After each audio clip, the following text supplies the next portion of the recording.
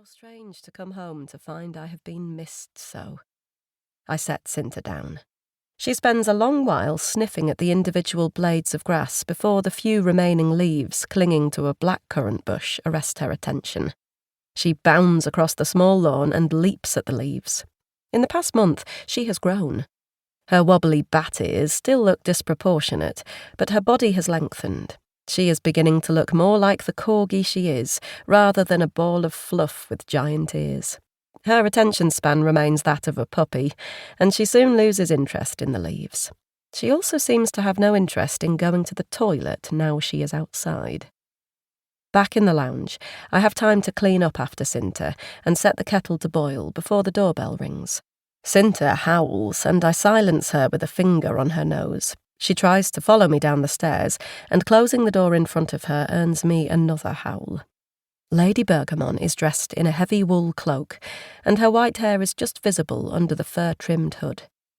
I catch a few notes of Santa Baby from a passing car. I step aside to let Lady Bergamon in, and she sets down her basket while she unclasps the cloak and hands it to me. She watches me with a smile as I hang the cloak on my coat stand. Her face is thinner than I recall, almost gaunt, and her aura has an uneven feel to it. When she draws me into a hug, her strength surprises me. She has not yet recovered from the attack on her garden, but at least she appears to be on the mend. I let my relief show in my smile. "How are your hands?" she asks.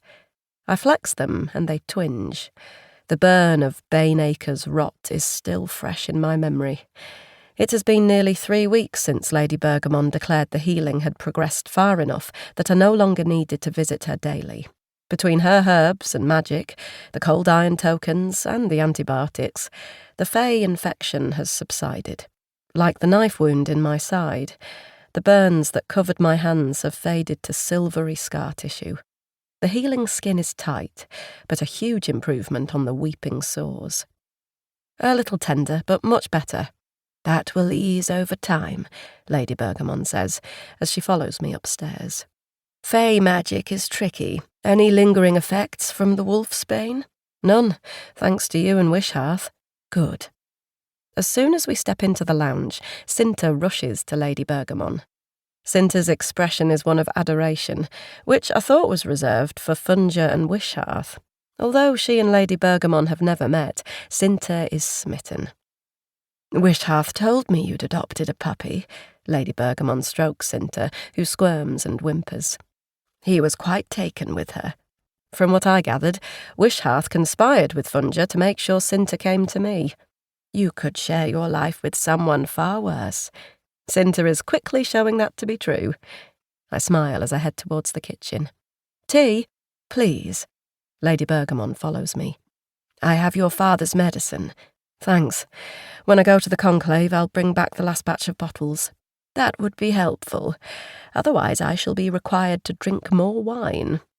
We share a laugh while I prepare a pot of tea and place mugs and a plate of custard creams on the table. I study Lady Bergamon as she pours milk into her tea. The only sounds in the room are the clink of our spoons and Cinta gnawing on a calf hoof. The lines around Lady Bergamon's eyes and mouth are deeper than when we first met, and in them I read a tale of pain and regret. When she catches me staring, there is fatigue in her eyes. "How are you?" I ask. "Time is the greatest healer of all," she says with forced brightness.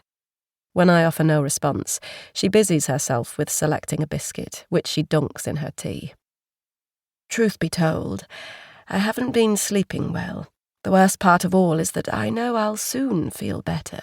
I wait for her to continue, but when she says nothing further, I shake my head. "I don't understand." "The guilt I now feel, the sorrow, the anger at having been so helpless will fade until I will struggle to remember why I was so sad." "How much of your life do you remember?" It was not what I intended to ask. I cover my uncertainty by lifting the mug to my lips while I wait to see whether my question has offended her. "I remember a great deal, especially major events, but names and faces fade over time. My plants help with that." "You can store memories in your plants?" Lady Bergamon laughs.